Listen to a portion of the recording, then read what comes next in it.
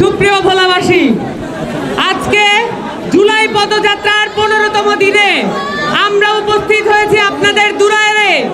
আমরা উপস্থিত হয়েছি বাংলাদেশের একমাত্র দ্বীপ জেলা ভোলায়, এবং এই সংগ্রামী জাতি সবচাইতে বড় সংগ্রামের কাণ্ডারি এই জেলা ভোলা। কারণ ভোলা জেলায় মাত্র একদিন লেগেছে স্বৈরাচারী ফ্যাসিস্টকে বিদায় করতে, এবং তারা কোনো দ্বিধা দেখায়নি এই ফ্যাসিস্ট কাঠামোকে উপড়ে ফেলার জন্য নিজেদের সক্ষমতা প্রমাণ করতে।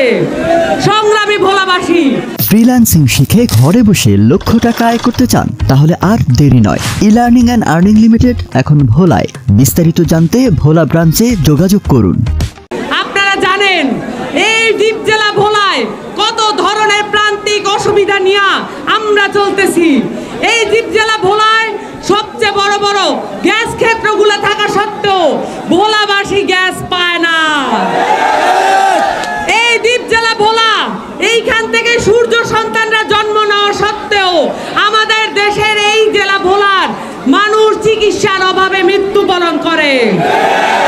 আমাদের এই জেলায় একটা ভালো হাসপাতাল নাই। এই প্রান্তিক এলাকায় শিক্ষার সুবিচার করার জন্য একটা ভালো বিশ্ববিদ্যালয় গঠন করা হয় নাই। সুপ্রিয় ভোলাবাসী, আমাদের এই দেশ পুনর্গঠনের জন্য প্রত্যেকটা জেলায় আলাদা আলাদা রকমের চরিত্র এবং বৈশিষ্ট্য আছে, কিন্তু ভোলার যে বৈশিষ্ট্য, আপনাদের যে নদী বাহমানতা, এইটাকে রাজনীতি হিসেবে কোনো দল কোনোদিন গ্রহণ করে নাই। কিন্তু গ্রহণ করছে কোন রাজনীতি? আপনারা দেখছেন নিজের দলের কর্মীকে, নিজের দলের ছাত্রীকে ধর্ষণ করে লঞ্চ থেকে ফেলে দেওয়া হয়েছে।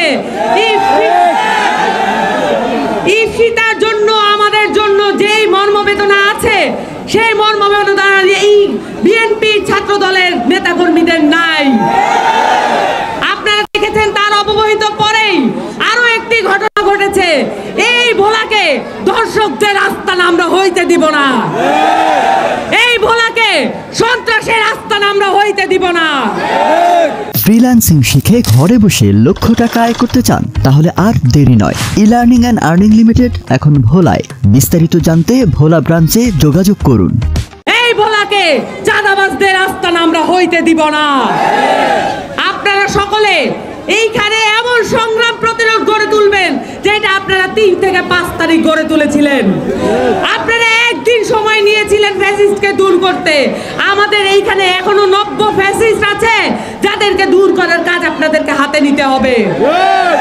আপনারা অভ্যুত্থানের দল এনসিপির সাথে থাকবেন, কারণ আপনারা মনে রাখবেন এই যে অন্তর্বর্তীকালীন সরকার, সেইটাও এখন কম্প্রোমাইজ করতে শিখে গেছে। এই অন্তর্বর্তীকালীন সরকার মৌলিক সংস্কারের জন্য যেই কাজগুলো করার দরকার ছিল সেই কাজগুলো ঠিক মতো করতেছে না। আমাদেরকে নজরে রাখা দরকার। আপনারা দেখবেন ভোলায় 57 জন শহীদ পরিবার আছে। এই 57 জন শহীদ পরিবারের দেখভালের দায়িত্ব জুলাই ফাউন্ডেশন নেয় নাই। এই 57 জন শহীদ পরিবারের দেখভাল করার জন্য, এখানে যারা আহত হয়েছেন তাদের দেখভাল করার জন্য জুলাই ফাউন্ডেশন কোনো কাজ করে নাই। এই বাংলাদেশ রাষ্ট্র এবং অন্তর্বর্তীকালীন সরকার যথেষ্ট কোনো কাজ করে নাই। এই সরকার আমাদেরকে নতুন করে বানাইতে হবে। আমাদেরকে আমাদের সরকার বানাইতে হবে। আমাদেরকে জনগণের সরকার বানাইতে হবে।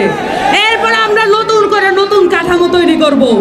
আপনারা আমাদের সাথে থাকবেন, এবং ভোলাবাসীর প্রতি আমাদের অনুরোধ, আপনারা কখনো এলাকায় চাঁদাবাজ, সন্ত্রাস, দখলদারিত্ব পাত্তা দিবেন না।